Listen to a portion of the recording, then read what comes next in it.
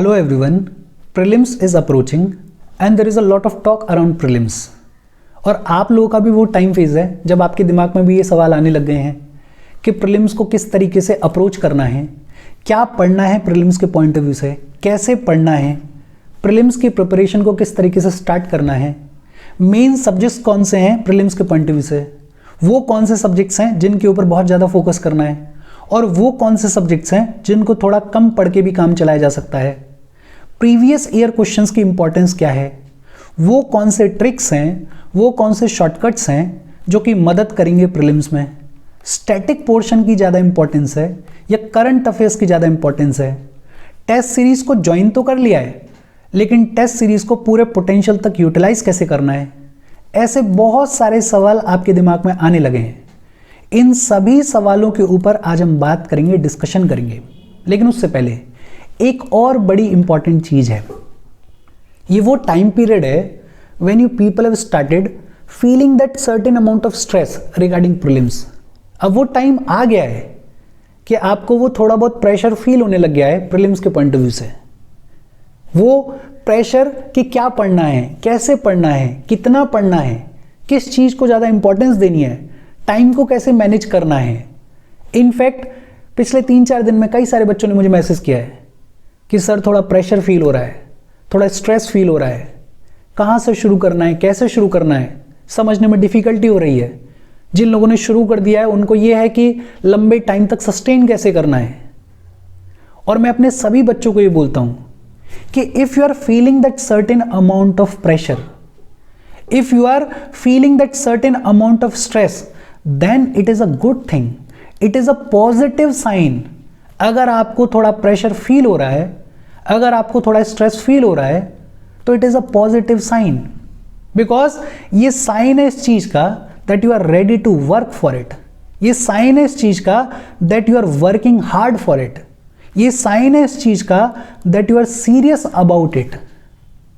In fact मेरा ये मानना है कि सोशल मीडिया के दौर में ये जो शब्द है प्रेशर, इसको इतना नेगेटिवली टैबू कर दिया गया है कि सुन के डर लगता है आजकल बच्चों को। अदरवाइज अगर मेरा पॉइंट ऑफ व्यू पूछा जाए तो this certain amount of pressure, this certain amount of stress, it is a positive thing. होना चाहिए, होता है लोगों को। अगर आपको थोड़ा बहुत प्रेशर, थोड़ा बहुत स्ट्रेस फील नहीं हो रहा है तब प्रॉब्लम की बात है। और मेरा ऐसा मानना है कि इस एग्जाम में सिर्फ 3 ही कैटेगरी के बच्चे होते हैं जिनको प्रेशर फील नहीं होता है, जिनको स्ट्रेस फील नहीं होता है। एक वो लोग होते हैं जिनका फैमिली बैकग्राउंड बहुत ही ज़्यादा स्ट्रांग है, पैसा वैसा है, ढंग का फैमिली सपोर्ट है, कोई फर्क नहीं पड़ता है। एग्जाम में अगर सिलेक्शन नहीं हुआ तो फ्यूचर में कोई प्रॉब्लम नहीं आएगी, पैसा खूब है, फैमिली का सपोर्ट खूब है। इन बच्चों को प्रेशर फील नहीं होता है, स्ट्रेस फील नहीं होता है। और ये अच्छी बात है, अच्छी बात है कि आप अच्छे घर में पैदा हुए हो, लेकिन हर कोई नहीं होता है। दूसरा वो कैटेगरी है जो कि बहुत ही ज़्यादा ओवर कॉन्फिडेंट हैं, जिनको ऐसा लग रहा है कि उन्होंने बहुत पढ़ लिया है, जिनको ऐसा लग रहा है कि बड़ा इनफ टाइम है और हम तो सब कुछ चाट खाएंगे और एक ही बार में पूरा एग्जाम फोड़ देंगे और आईएएस बन जाएंगे। लेकिन वेट करो, बिलीव मी, 25 मई को ये बच्चे जब एग्जाम हॉल से निकलेंगे तो इनके चेहरे लटके होंगे। 99.99% ओवर कॉन्फिडेंट बच्चे, उनका कॉन्फिडेंस तोड़ता ही एग्जाम, इसलिए अनप्रेडिक्टेबल है। और तीसरी कैटेगरी उन लोगों की है जो सिर्फ आ गए हैं प्रिपरेशन करने के लिए। पापा ने फीस भर दी है, मम्मी ने प्यार से भेज दिया है, बढ़िया पैसा आ रहा है हर महीने, उनको कोई टेंशन नहीं है, बनेंगे तो बन जाएंगे, नहीं तो ये जो 1-1.5 साल है, 2 साल है, इसको एंजॉय करो, मजे करो। सिर्फ यही 3 कैटेगरी के बच्चे हैं जिनको प्रेशर फील नहीं होता है, जिनको स्ट्रेस फील नहीं होता है। अदरवाइज अगर आप इस एग्ज़ाम को लेके सीरियस हो, अगर आपने इस एग्ज़ाम के लिए इनफ काम किया है, इनफ मेहनत की है, आप मेहनत कर रहे हो, मेहनत करना चाह रहे हो, तो आपको प्रेशर फील होगा, आपको स्ट्रेस फील होगा, आपको प्रेशर फील होना चाहिए, आपको स्ट्रेस फील होना चाहिए। It is a sign that you are willing to work for it, it is a sign कि you are serious about it, it is a sign that your future depends upon it, you are ambitious about it. और मैं हमेशा ये बच्चों को बोलता हूं कि अगर आपको प्रेशर फील हो रहा है, अगर आपको स्ट्रेस फील हो रहा है, तो सिर्फ एक सॉल्यूशन है, और सॉल्यूशन ये है एक्सेप्ट इट, अडेप्ट इट। मानो कि हाँ यार होता है प्रेशर फील, एक्सेप्ट करो। और तुम कोई निराले नहीं हो, तुम कोई अनोखे नहीं हो। जितने भी बच्चे इस एग्जाम के लिए प्रिपेयर कर रहे हैं उन सबको ये प्रेशर फील होता है, उन सबको ये स्ट्रेस फील होता है। बस कोई दिखा रहा है शक्ल पे, कोई नहीं दिखा रहा है। लेकिन हर एक बच्चा किसी कोने में जाके ये जरूर सोचता है कि यार कैसे होगा ये एग्जाम क्लियर। वो थोड़ा सा प्रेशर सबको फील होता है। कोई ऐसा नहीं है कि उसको बिल्कुल ही फील नहीं हो रहा है, और जिनको नहीं हो रहा है वो फॉर श्योर इन 3 में से किसी एक कैटेगरी में लाई कर रहा होगा। तो if you are feeling that pressure, if you are feeling that stress, do not worry, enjoy it, accept it. लेकिन हाँ, एक्सेप्ट ऐसे करो कि प्रेशर तो फील होगा लेकिन पढ़ेंगे, प्रेशर तो फील होगा लेकिन किताब के ऊपर बैठेंगे, प्रेशर तो फील होगा लेकिन हाँ देखेंगे कि चीजों को कैसे सही रास्ते पे लेके आना है। प्रेशर तो फील होगा लेकिन वो विल, यार हम तो पढ़ेंगे। और ये जो प्रेशर है इसके ऊपर जितना आप फोकस करते हो उतना ज्यादा आपको फील होगा। इग्नोर कर दो, किताब के ऊपर बैठ जाओ, समझ में आ रही है नहीं समझ में आ रही है, आप पढ़ते रहो। कब तक समझ में नहीं आएगी? एक दिन नहीं आएगी, 2 दिन नहीं आएगी, तीसरे दिन फॉर श्योर आपका मन इस किताब में लगने लगेगा। तो पहली चीज, accept this pressure, adapt to it. और इस एडेप्टेशन के साथ ये देखो कि you are putting in the work, ये देखो you are working hard for it, ये देखो कि कितना भी ऑफ डे है लेकिन आप मेहनत कर रहे हो। ऑफ डेज हो सकते हैं लेकिन मैं हमेशा बोलता हूं कि अगर आपका ऑफ डे है, अगर आपका पढ़ने में मन नहीं लग रहा है तो उसको पूरे तरीके से ऑफ मत रखो। कल तक आप 6 घंटे पढ़ रहे थे, आज 2 घंटे पढ़ लो, ब्रेक्स में पढ़ लो कि 15 मिनट पढ़े, फिर 15 मिनट पढ़े, फिर 15 मिनट पढ़े, फिर 15 मिनट पढ़े। इससे क्या होगा कि आपका रिदम पूरे तरीके से नहीं टूटेगा। अगर आप पूरा दिन स्किप कर देते हो तो जो अगला दिन आता है वो और ज्यादा स्ट्रेसफुल होता है, बिकॉज आपको लगता है कि यार एक दिन पहले ही खराब हो गया, अब पेंडिंग काम है और आज का भी करना है, कैसे करेंगे, और ज्यादा प्रेशर और ज्यादा स्ट्रेस। तो बेटर क्या है कि थोड़ा थोड़ा हर रोज पढ़ते रहो, कितना भी ऑफ डे क्यों नहीं है, लेकिन 15 मिनट तो आप निकाल सकते हो। 15 मिनट का डिसिप्लिन तो आप रख ही सकते हो, 15 मिनट की मेहनत तो आप कर ही सकते हो, 15 मिनट के लिए जिद तो आप कर ही सकते हो कि पढ़ेंगे। हालांकि आज हमें इस पे बात नहीं करनी थी और मैं ऐसी बातें करता भी नहीं हूं, यूजुअली नहीं करता हूं, बट पिछले 2-3 दिन से कई सारे मैसेज आए इसके रिगार्डिंग, तो मैंने सोचा इसके बारे में भी बात कर लेंगे, हल्की फुल्की बात कर लेंगे।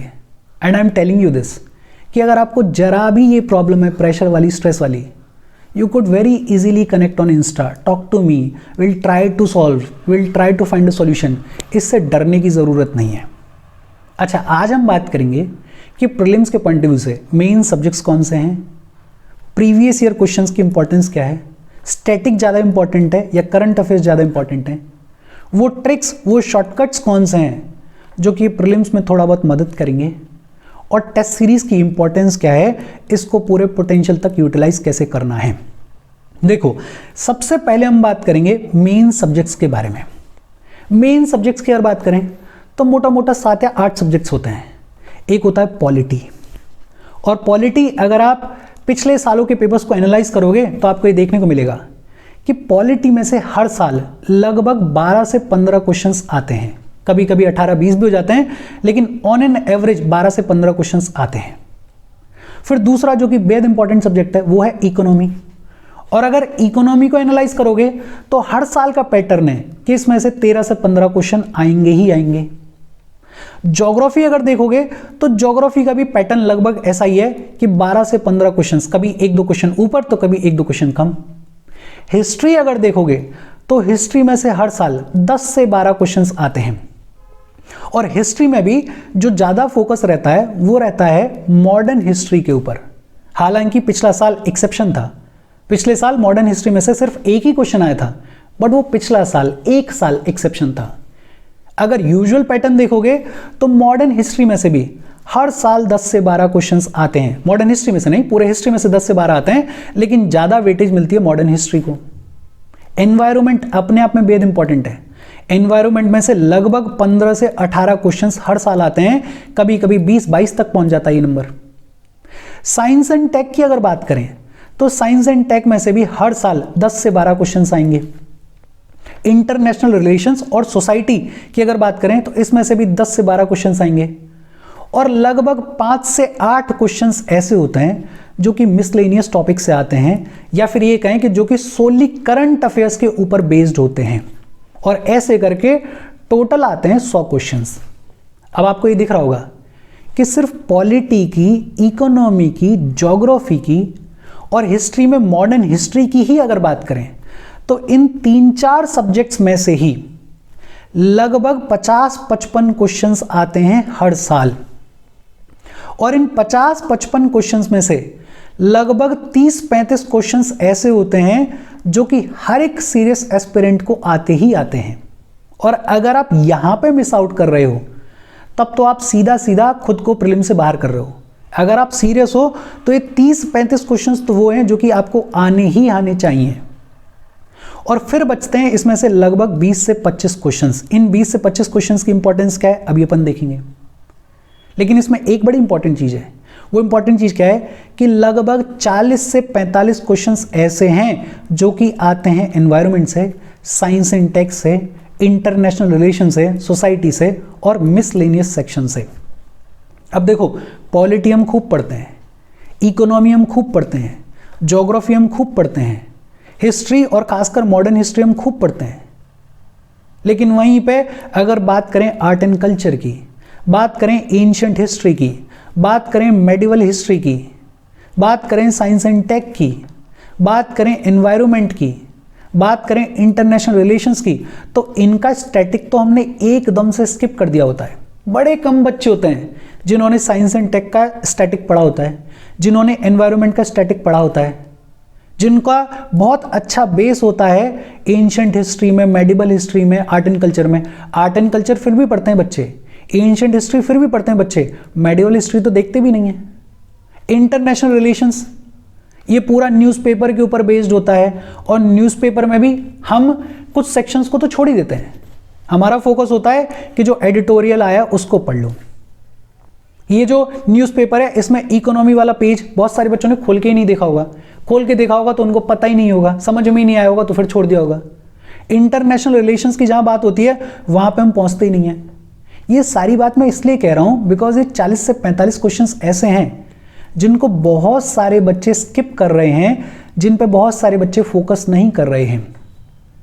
अगर आप अपने इस स्टैटिक को स्ट्रॉन्ग कर लो, और मैं तो ये कहता हूं कि सिर्फ अगर स्टैटिक को स्ट्रॉन्ग कर लो और न्यूज़पेपर को पढ़ लो तो भी आप सिलेक्शन ले जाओगे। लेकिन इतना पॉसिबल नहीं है कि सारा का सारा स्टैटिक आपका इतना स्ट्रॉन्ग हो कि आप पूरे 50-55 क्वेश्चंस को कर दो। तो आपको पढ़ना ये भी पड़ेगा, इस पे भी इनफ टाइम डिवोट करो। अगर यहां पे 8 घंटे डिवोट कर रहे हो तो कम से कम 4 तो यहां पे भी करो। ऐसा कुछ शेड्यूलिंग रखो कि अगर 70% प्रिपरेशन आपकी यहां पर है तो इसको थोड़ा सा घटाओ, इसको 60% करो और इसको 40% तक लेकर आओ। ये जो सब्जेक्ट्स हैं एनवायरनमेंट, इसका स्टैटिक देखो, बिकॉज मैं मानता हूं कि एनवायरनमेंट जो है वो पूरा करंट अफेयर्स से आता है, करंट अफेयर्स के ऊपर बेस्ड होता है। करंट अफेयर्स इसमें एक्सट्रीमली इंपॉर्टेंट होते हैं। साइंस एंड टेक में करंट अफेयर्स एक्सट्रीमली इंपॉर्टेंट होते हैं। लेकिन एनवायरनमेंट का जो स्टैटिक पोर्शन है, साइंस एंड टेक का जो बेसिक स्टैटिक पोर्शन है, वो आपको पता होना चाहिए। कम से कम उसको 2 बार तो रिवाइज कर ही लो, देख ही लो। इंटरनेशनल रिलेशंस ये पूरा करंट अफेयर्स के ऊपर बेस्ड होता है ज़्यादातर, तो करंट अफेयर्स में ढंग से पढ़ो इंटरनेशनल रिलेशंस के बारे में। ये भी हम देख ही लेते हैं, हालांकि ये प्लान नहीं था लेकिन देख लेते हैं कि अगर आपको पॉलिटी पढ़ना है तो पॉलिटी के लिए इंपॉर्टेंट किताब कौन सी है? एम लक्ष्मीकांत बेहद इंपॉर्टेंट है। एम लक्ष्मीकांत मतलब मैं ये कहता हूं कि रामायण है पॉलिटी के लिए। एम लक्ष्मीकांत को आपको चाट के खाना है। कम से कम आपने 8-10 बार रिवाइज किया, आपको सारी चीजें पता हो, तब कहते हैं कि लक्ष्मीकांत आपने ढंग से पढ़ी है। बच्चे 2 बार पढ़ते हैं और मैसेज करते हैं कि सर लक्ष्मीकांत याद नहीं हो रही है, भूल जाते हैं। भाई साहब हमें नहीं हुई थी, हमने जब 8-10 बार पढ़ ली, पढ़ा दी, उसके बाद लक्ष्मीकांत याद हुई है। उससे भी ज्यादा, 8-10 भी कम बोल रहा हूं मैं तो अपने कॉन्टेक्स्ट में। और लक्ष्मीकांत को आप करंट अफेयर से इंटीग्रेट कर लो तो फिर मजा ही आ जाए। मान लेते हैं 15 क्वेश्चन आए, इन 15 में से 12 क्वेश्चंस ऐसे आते हैं पॉलिटी में जो कि स्टैटिक के ऊपर बेस्ड होते हैं। सिर्फ 3 ही क्वेश्चंस ऐसे होते हैं जो कि प्योरली करंट अफेयर्स के ऊपर बेस्ड होते हैं। जैसे कोई नया एक्ट ही आ गया है, या कोई नई कमेटी ही बना दी गई है, कोई नया डेवलपमेंट ही हो गया है, वैसे सिर्फ 3 ही क्वेश्चंस होते हैं। बाकी जो 12 क्वेश्चंस हैं वो स्टैटिक से आ रहे हैं। लेकिन हाँ, स्टैटिक के साथ में आप करंट अफेयर को कैसे इंटीग्रेट कर सकते हो? बड़ा सिंपल। देखो करंट न्यूज में कौन सा टॉपिक है। जैसे पिछले साल एथिक्स कमेटी थी, तो एथिक्स कमेटी के बारे में जितना भी लिखा हुआ है स्टैटिक पोर्शन में, उस सबको चार्ट खाओ, गूगल कर लो, सारी चीजें देख लो, डेप्थ में पढ़ो जो भी करंट में न्यूज में है। लेकिन काम कहां से चलेगा? स्टैटिक से ही चलेगा। अगर सिर्फ करंट अफेयर्स के भरोसे हो तो सिर्फ ये 3 क्वेश्चंस और इन 12 में से 3-4 क्वेश्चंस और ले पाओगे आप। लेकिन अगर आपका स्टैटिक स्ट्रांग है और करंट अफेयर्स के साथ में आपने इंटीग्रेट किया है, तो फिर पॉसिबिलिटी है कि इन 15 में से 12 क्वेश्चंस को आप सही कर दो। इकोनॉमी की अगर बात करें तो इकोनॉमी पर्सनली मुझे नितिन सिंघानिया बहुत अच्छी लगती है। नितिन सिंघानिया बहुत अच्छी किताब है। आप चाहो तो आप रमेश सिंह को भी पढ़ सकते हो, लेकिन मेरे हिसाब से मैं रिकमेंड करता हूं कि आपको नितिन सिंघानिया पढ़नी चाहिए। और इस इकोनॉमी में भी स्टैटिक बेहद इंपॉर्टेंट है। अगर आपको स्टैटिक नॉलेज नहीं है तो आप इकोनॉमी को सॉल्व कर ही नहीं सकते हो। आपको यही समझ में नहीं आ रहा कि इन्फ्लेशन को कैसे कंट्रोल करना है, मनी सप्लाई का क्या रोल है, मॉनेटरी पॉलिसी कमेटी का क्या रोल है, तो आप बाकी क्वेश्चंस को कैसे करोगे। लेकिन हाँ, जितना इंपॉर्टेंट स्टैटिक है इकोनॉमी में, उतना ही इंपॉर्टेंट है करंट अफेयर्स।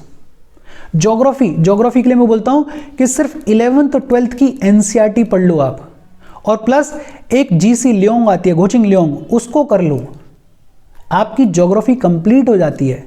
और फिर इसमें एक चीज और ऐड करनी है आपको, मैपिंग। मैपिंग में कुछ एरियाज हैं, जैसे मिडिल ईस्ट रीजन है, वहां से क्वेश्चन आता ही आता है, और ना भी आए इस रीजन के बारे में आपको पता होना ही होना चाहिए। ब्लैक सी के आसपास जो भी रीजन है, मेडिटेरियन सी के आसपास जो भी रीजन है, या आजकल अगर आप देख रहे हो तो ग्रीनलैंड खूब चर्चा में है, तो इसके आसपास जितना भी एरिया है जो भी इंपॉर्टेंट है वो देखो। गल्फ ऑफ मैक्सिको खूब न्यूज में है, इसके आसपास जो भी चीजें हैं उनको देखो। पैसिफिक ओशन अपने आप में इंपॉर्टेंट है, पैसिफिक ओशन के जितने भी इंपॉर्टेंट चीजें हैं उनको देखो। इधर फिर चाइना वाली साइड चले जाओगे तो साउथ चाइना सी जो है उसके इर्द गिर्द जितना भी एरिया है उसको देखो। अगर आपने 11th-12th की एनसीईआरटी घोचिंग ल्योंग बहुत अच्छे से की है और मैपिंग अगर आपने बहुत अच्छे से कर ली है, ये ज्योग्राफी के मेरे हिसाब से 15 में से कम 13 क्वेश्चंस आपके सही होने ही होने चाहिए। हिस्ट्री में हालांकि पिछले साल मॉडर्न हिस्ट्री में से सिर्फ एक ही क्वेश्चन आया था, लेकिन मॉडर्न हिस्ट्री अपने आप में इंपॉर्टेंट है और मॉडर्न हिस्ट्री के लिए सबसे बढ़िया सोर्स है स्पेक्ट्रम। लेकिन प्रॉब्लम वही है ना कि आप 3 बार पढ़ोगे, 2 बार पढ़ोगे और फिर आपको लगता है कि आपने इनफ रिवीजन कर लिया। नहीं, हर किताब को कम से कम 7-8 बार आपको देखना पड़ेगा। और वो ऐसा नहीं है कि पूरी किताब को एक लाइन से पढ़ रहे हो, उसके लिए स्ट्रेटजी डेवलप करनी पड़ेगी। जैसे मेरे को मेरे शॉर्ट नोट्स बड़े प्यारे लगते हैं, मेरे को चीज़ें शॉर्ट नोट से ही याद होती हैं, क्योंकि मेरा इमेजिनेशन पावर जो मैंने देखा है वो स्ट्रांग है। आपका स्ट्रांग एरिया क्या है? आपको चीजें लिख के याद होती हैं, आपको चीजें पढ़ के याद होती हैं, आपको चीजें शॉर्ट नोट्स बना के याद होती हैं, आपको चीजें ग्राफिक्स के फॉर्म में याद होती हैं, आपको चीजें किस तरीके से याद होती हैं आपको वो आइडेंटिफाई करना पड़ेगा। एक मार्केट चल गया है आजकल यूपीएससी में कि कॉन्सेप्ट्स के ऊपर बेस्ड है यूपीएससी, कॉन्सेप्ट्स के ऊपर बेस्ड है UPSC. No doubt UPSC concepts के ऊपर बेस्ड है, लेकिन रियलिटी ये है कि यूपीएससी में आपको रटना भी बहुत कुछ पड़ता है। अगर आपकी रटने की कैपेसिटी नहीं है, this exam is not for you. I am seriously telling you this. आजकल लोग बोलते नहीं है, पता नहीं क्यों, कॉन्सेप्चुअल क्लैरिटी, बिकॉज वो ग्लैमर लगता है ना कि कॉन्सेप्ट्स के ऊपर बेस्ड है। भाई हम तो कॉन्सेप्ट सीखेंगे और क्लियर कर देंगे, लेकिन नहीं, साथ ही साथ रटना भी बहुत इंपॉर्टेंट है। रिवाइज, री रिवाइज, री रिवाइज, री रिवाइज, री रिवाइज। जितनी बार आप रिवाइज करोगे, जितना ज्यादा आप रटोगे, उतना ज्यादा आपके लिए बेटर होगा। तो कॉन्सेप्चुअल क्लैरिटी के साथ साथ इसकी भी इंपॉर्टेंस है, इसके ऊपर भी फोकस करना। अच्छा, फिर एनवायरनमेंट की अगर बात करें तो एनवायरनमेंट, मेरा मानना यह है कि एनवायरनमेंट में आपको करंट अफेयर्स के ऊपर बहुत एक्सेसिव फोकस करने की जरूरत है। जो भी करंट में न्यूज है, जो भी करंट अफेयर्स हैं एनवायरनमेंट के, उनको अच्छे से चाट के खाओ ढंग से। और साथ में कोई भी एक अच्छी किताब या कोई भी शॉर्ट नोट्स जो कि आपको समझ में आ जाए, जो कि इजी हो, जिनसे आप रेजोनेट कर जाओ, उनको 2-4 बार देख लो स्टैटिक को कंप्लीट करने के लिए। लेकिन हाँ, एनवायरनमेंट में करंट अफेयर्स बेहद इंपॉर्टेंट है। साइंस एंड टेक के लिए अगर आपका साइंस का बैकग्राउंड है तो ठीक है, अदरवाइज मैं ये बोलता हूं कि साइंस एंड टेक के लिए सिर्फ करंट अफेयर्स के ऊपर फोकस करो। स्टैटिक बेसिक तौर पे देखना चाहते हो तो देख लो, अदरवाइज अगर आपको लग रहा है कि नहीं यार उतना टाइम नहीं है, तो सिर्फ करंट अफेयर्स। लेकिन करंट अफेयर्स सिर्फ मतलब ढंग से करंट अफेयर्स, कि अगर पूछ लिया कि भैया उंगली के नीचे क्या है, तो आपको पता होना चाहिए कि उंगली के नीचे क्या है। इंटरनेशनल रिलेशंस, सिर्फ करंट अफेयर्स, आपको करंट अफेयर्स पढ़ने हैं। अगर आपने सिर्फ करंट अफेयर्स को ढंग से पढ़ा है तो इंटरनेशनल रिलेशंस का भी काम चल जाएगा। मैं कहने की कोशिश ये कर रहा हूं कि हर सब्जेक्ट में उसका स्टैटिक इंपॉर्टेंट है, और अगर आपने स्टैटिक नहीं किया है तो 50, 55 या 60 क्वेश्चंस तो ऐसे हैं जिनमें से आधे को आप ऐसे ही गवा दोगे। तो एक तो मेन सब्जेक्ट्स कौन से हैं, मेरा ऐसा मानना है कि आपको सभी सब्जेक्ट्स के ऊपर फोकस करना पड़ेगा। मेन कौन सा है, मेन कौन सा नहीं है, वो इस चीज पर भी डिपेंड करता है कि आपका बैकग्राउंड किस चीज में है। जैसे अगर आपका बैकग्राउंड है ज्योग्राफी में और पॉलिटी में, तो आपको ज्योग्राफी और पॉलिटी इजीली समझ में आएगी। तो आप थोड़ा सा टाइम निकाल सकते हो, क्या एनवायरनमेंट में खेल लेते हैं या साइंस एंड टेक में खेल लेते हैं, थोड़ा सा एज ले लेते हैं। बाकी बच्चे जो चीज़ नहीं पढ़ के आ रहे हैं उसको पढ़ लेते हैं थोड़ा सा। अगर आपका बैकग्राउंड साइंस एंड टेक में है तो फिर यहाँ पे खेलो कि यहाँ ज़्यादा मेहनत करेंगे। अब देखो, मैं किसी को अपोज नहीं कर रहा हूँ, लेकिन जितने भी लोग स्ट्रेटजी बताते हैं वो स्ट्रेटजी बता रहे हैं वो वाली जो उनके लिए काम कर गई। हो सकता है आपके लिए वो काम कर जाए, लेकिन ये भी हो सकता है कि वो स्ट्रेटजी आपके लिए काम ना करे। आपको अपने स्ट्रॉन्ग पॉइंट्स और अपनी वीकनेसेस खुद ही आइडेंटिफाई करनी पड़ेंगी, और खुद आइडेंटिफाई करोगे तभी आपको पता चलेगा कि एग्जैक्टली आपको क्या करना है। मैं या कोई भी आपको सिर्फ ये बता सकता है कि ये इंपॉर्टेंट है, ये रास्ता है, इस पे से जाना है, जाना आपको खुद ही पड़ेगा। इनफैक्ट अगर आपको कोई भी प्रॉब्लम है इससे रिगार्डिंग, प्रिपरेशन से रिगार्डिंग या इन जनरल कोई भी, फील फ्री टू कनेक्ट, आप पूछ सकते हो, बात कर सकते हो, will try to find a solution, लेकिन मेहनत आपको करनी पड़ेगी। अच्छा, फिर एक सवाल ये भी आता है कि स्टैटिक ज़्यादा इंपॉर्टेंट है या करंट अफेयर्स ज़्यादा इंपॉर्टेंट है। मुझसे अगर कोई नींद में भी पूछेगा तो मैं हमेशा ये बोलूंगा कि static is the most important part for UPSC prelims. आपको स्टैटिक आना ही आना चाहिए, तब जाके कहीं आप करंट अफेयर्स को समझ पाओगे। ये इतना एक्सेसिव फोकस हो गया है पिछले 2-3 साल में जब से यूट्यूब चला है कि हर कोई current affair current affair current affair current affair चिल्लाया जा रहा है। इतना एक्सेसिव फोकस है कि 2-2 घंटे की करंट अफेयर्स की वीडियोस बनी हुई हैं। मैं ये नहीं कह रहा हूं कि करंट अफेयर्स इंपॉर्टेंट नहीं है, करंट अफेयर्स के ऊपर आपको फोकस नहीं करना है, करना है, लेकिन इतना भी नहीं कि पागल ही हो गए कि सब करंट अफेयर ही करेंगे। ये static, this is very very important, पहले इसको करो। इसके साथ साथ 1 घंटा 2 घंटा दिन में निकाल लिया कि करंट अफेयर्स को रिवाइज करते चलेंगे। फिर बड़े सारे 365 आते हैं लास्ट में, उनको पढ़ लेना, वहां से करंट अफेयर काफी कवर हो जाएगा। लेकिन the static is very very important. Tricks की बड़ी बात होती है, शॉर्टकट्स की बड़ी बात होती है, एलिमिनेशन टेक्निक्स की बड़ी बात होती है।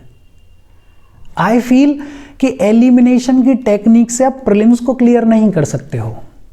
हाँ, इसके बारे में आपको पता होना चाहिए। 1-2 वीडियो इसके रिगार्डिंग देखो, कोई अच्छा वीडियो आपको मिले उसको देखो, टेस्ट सीरीज में हो सके तो उसको अप्लाई भी करो। अगर कोई ट्रिक्स हैं, कोई शॉर्टकट्स हैं तो उनको भी अप्लाई करो, लेकिन इसके ऊपर आप बेस्ड नहीं रह सकते हो इस एग्जाम को क्लियर करने के लिए। काम तो ये स्टैटिक नॉलेज ही आएगी, काम तो ये आपके करंट अफेयर्स की नॉलेज ही आएगी, और जिसमें ज़्यादा इंपॉर्टेंट है स्टैटिक नॉलेज। ये एलिमिनेशन, तुक्का तुक्के, ये सारी चीज़ें तब लगते हैं जब आपको ज्ञान होता है, जब आपको पता होता है कि भैया किताब ने क्या लिखा हुआ है, तभी आप एलिमिनेट भी कर पाते हो। बाकी लोग कह देते हैं कि हाँ ओनली आ गया, ये आ गया, वो आ गया, तो इसको एलिमिनेट कर दो, ये 90% ऑफ द टाइम गलत होता है, लेकिन उसमें भी 10% का स्कोप तो है ही। तो मैं ये नहीं कह रहा हूं कि इसके ऊपर आपको बिल्कुल फोकस नहीं करना है, करो इसके ऊपर भी फोकस, इसको भी अपने टेस्ट सीरीज में अप्लाई करके देख लो, इसके ऊपर भी 2-4 वीडियोस को देख लो, लेकिन पागल मत हो जाना इसके पीछे। ये सॉल्यूशन नहीं है, ये रास्ता नहीं है। रास्ता तो यही है कि आपको मेहनत करनी पड़ेगी, रास्ता तो यही है कि आपको डिसिप्लिन के साथ में काम करना पड़ेगा, रास्ता तो यही है कि आपको ये जो स्टैटिक किताबें हैं ये 4-4, 6-6 बार कंप्लीट करनी पड़ेंगी। फिर प्रीवियस ईयर क्वेश्चंस, पिछले 2 साल से मैं देख रहा हूं कि अब तो हर कोई प्रीवियस ईयर क्वेश्चंस की एनालिसिस के बारे में बात कर रहा है। और एनालिसिस करना बुरी बात नहीं है, लेकिन लोग क्रेजी हो गए हैं कि हम तो एक एक लाइन पता नहीं कहां से, ये शब्द तब आया था, अब भी आएगा, ये CAPF में आया है, ये CDS में आया है, ये उसमें आया है, और ये अब भी आने की पॉसिबिलिटी है। ये जो बेवकूफ़ी है, ये जो वाहियातपन है, इसमें मत पढ़ना। बड़ा सिंपल प्रीवियस ईयर क्वेश्चंस को करो, और जो लाइटर नोड पे एनालिसिस हो उस एनालिसिस को देखो। ऐसा क्रेजी पागल मत हो जाना कि सब कुछ प्रीवियस ईयर क्वेश्चन से आता है। नहीं भाई साहब, ऐसा नहीं होता है। हाँ, इंपॉर्टेंट एरियाज आपको पता चल सकते हैं, लेकिन ये नहीं कि ये शब्द पहले आया था तो आज भी आएगा, वो उस स्ट्रेटजी में बिल्कुल जाने की ज़रूरत नहीं है, दूर रहना है ऐसा वीडियो कोई मिल जाए तो। लोग बाग देख लेते हैं, वो एक्साइटिंग लगता है, बनाने वाले बना भी देते हैं, लेकिन ये सही नहीं है। प्रीवियस ईयर क्वेश्चंस की इंपॉर्टेंस सिर्फ इतनी है कि आपको पिछले 8-10 साल के क्वेश्चंस आने चाहिए, उसके इर्द गिर्द की चीज़ें पता होनी चाहिए, और उससे आपको एक बेटर आइडिया ये मिल जाना चाहिए कि ये टॉपिक थोड़ा इंपॉर्टेंट है, ये टॉपिक थोड़ा कम इंपॉर्टेंट है। सिर्फ इतनी सी इंपॉर्टेंस है, करना ज़रूर इनको एक बार। टेस्ट सीरीज लोग ज्वाइन कर लेते हैं, लेकिन टेस्ट सीरीज का तब तक कोई फायदा नहीं है जब तक आपको एनालाइज करना नहीं आता है। और एनालाइज करने से मेरा मतलब, जब आप टेस्ट देके खत्म करो तो देखो कि आपके वीक एरियाज कौन से हैं, देखो कि आपके वीक सब्जेक्ट्स कौन से हैं, आइडेंटिफाई करो कि आपके स्ट्रॉन्ग एरियाज कौन से हैं, आइडेंटिफाई करो कि आपके स्ट्रॉन्ग सब्जेक्ट्स कौन से हैं। आपका ज्योग्राफी वीक आ रहा है, आपका पॉलिटी वीक आ रहा है, आपका साइंस एंड टेक वीक आ रहा है, क्या वीक आ रहा है जो कि आप अटेम्प्ट नहीं कर पा रहे हो, जिसकी आपको जानकारी नहीं है। वो वीक एरियाज, वीक सब्जेक्ट्स को आइडेंटिफाई करना, ये एनालिसिस का बड़ा इंपॉर्टेंट पार्ट है। इसके बाद प्रॉब्लम को आइडेंटिफाई करो, और इस पे बड़े कम लोग फोकस करते हैं। प्रॉब्लम को आइडेंटिफाई करो कि आपको दिक्कत कहां आ रही है। आपको फैक्ट्स याद नहीं आ रहे हैं, आपने पढ़ा था लेकिन आपको फैक्ट याद ही नहीं आ रहा है। फैक्ट याद नहीं आ रहा है, इसका मतलब यह है कि आपको और बहुत ज़्यादा रिवीजन करने की ज़रूरत है, आपको और बहुत ज़्यादा पढ़ने की ज़रूरत है। या फिर ये हो सकता है कि आपको पता तो था, आपने पढ़ा तो था, लेकिन याद नहीं आया। याद क्यों नहीं आया, उसका एक रीज़न हो सकता है कि आपने रिवीजन कम किया था। वो प्रॉब्लम हमने यहाँ पे डिस्कस कर ली। तो फिर आपको क्या करना है, रिवीजन करना है। प्रॉपर शेड्यूल बनाओ कि यार ये टॉपिक तब रिवाइज करना है, फिर ये तब रिवाइज करना है, फिर ये तब रिवाइज करना है। या फिर दूसरा ये भी हो सकता है, जिसको बड़े सारे लोग इग्नोर कर देते हैं, कि प्रेशर इतना ले गए आप कि आप प्रेशर की वजह से जो चीज़ आपको आती थी उसको भी आप भूल गए। बहुत सारे बच्चों के साथ में ये होता है कि एग्जाम हॉल में चीज़ याद नहीं आती है, बाहर आते हैं एकदम से याद आ जाता है। वो गेम है प्रेशर का। और अगर आपको प्रेशर फील हो रहा है तो फिर आप करोगे बेवकूफ़ों वाली मिस्टेक्स। इससे कैसे डील करना है, इससे डील करने का बड़ा सिंपल सा तरीका है। जितना ज़्यादा टेस्ट आप दोगे उस एनवायरनमेंट में बैठ के, जो कि एक टेस्ट का एनवायरनमेंट होता है, उतना ज़्यादा चीज़ें आपको समझ में आने लगेंगी। दूसरा, मैंने पहले ही बोल दिया है, accept this is what it is, this will happen to you, there is possibility that you might fail in this, there is possibility कि आपको झटका लग सकता है। लेकिन इस पॉसिबिलिटी के साथ ये भी पॉसिबिलिटी है कि आप बहुत ऊपर भी जा सकते हो, आप इसको क्लियर भी कर सकते हो, आपका एक बहुत बेटर चांस है। इस प्रेशर को जब तक एक्सेप्ट नहीं करोगे एग्जाम नहीं होगा। एक्सेप्ट क्या, हाँ यार प्रेशर है, गलतियां हो सकती हैं, लेकिन मैं कोशिश करूंगा जितना हो सके उतना मेहनत करूं और जितना हो सके इसको सही करूं। तो इस प्रेशर से डील करने के लिए सबसे अच्छा है accept this, talk to your family, talk to your friends, talk to the people who are around you. और अराउंड यू से मेरा मतलब जो थोड़े सेंसिटिव हैं चीज़ों को लेके। बेवकूफ़ लोगों के साथ में चाय पीने निकल जाओगे तुम और उनके साथ में इस प्रेशर की बात करोगे, अपना भी दिमाग खराब करोगे, टाइम खराब करोगे, और उनका तो पहले से ही खराब है। तो ऐसे लोगों से बच के रहना, थोड़े सेंसिटिव लोगों से बात करो। और ये अगर आप आइडेंटिफाई कर रहे हो कि आपका वीक सब्जेक्ट कौन सा है, आपसे गलतियां क्यों हो रही हैं, और उनके ऊपर अगर आप सुधार कर रहे हो, चीज़ों को सुधारने की कोशिश कर रहे हो, देन फॉर श्योर जब 25 में आएगी, जब प्रीलिम्स आएगा, you will be in a better position to attempt this exam. देखो, मैं यूजुअली ऐसे सेशंस बनाता नहीं हूँ, लेकिन पिछले 2-3 दिन से ये मेरे को फील हो रहा था कि I need to talk about this, तो ये बना दिया है।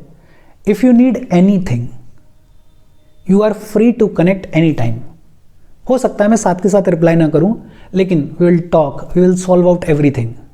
Feel free, prepare, be confident. थोड़ा सा भरोसा रखो खुद पे कि हाँ करेंगे, कर लेंगे, जिंदगी में बेहतर करेंगे, आज नहीं तो कल करेंगे, होगा। मेहनत कर रहे हैं ना, लगे हुए हैं ना, डर थोड़ी रहे हैं, करेंगे। आज नहीं हो जाएगा कल हो जाएगा। तो थोड़ा सा खुद पे भरोसा, थोड़ा सा खुद पे कॉन्फिडेंस, और थोड़ा सा इस चीज़ से डील करना कि प्रेशर है होने दो, टेंशन है होने दो, स्ट्रेस है होने दो। होके क्या हो जाएगा, हम तो किताब के ऊपर बैठेंगे, हम तो किताब को पढ़ेंगे, चाहे जो हो जाए पढ़ेंगे, सांस चल रही है पढ़ेंगे। इस एटीट्यूड के साथ में जब चीज़ों को करोगे तो चीज़ें आपको बहुत ईजी लगेंगी। कोई दिक्कत हो, feel free to connect. Thank you very much.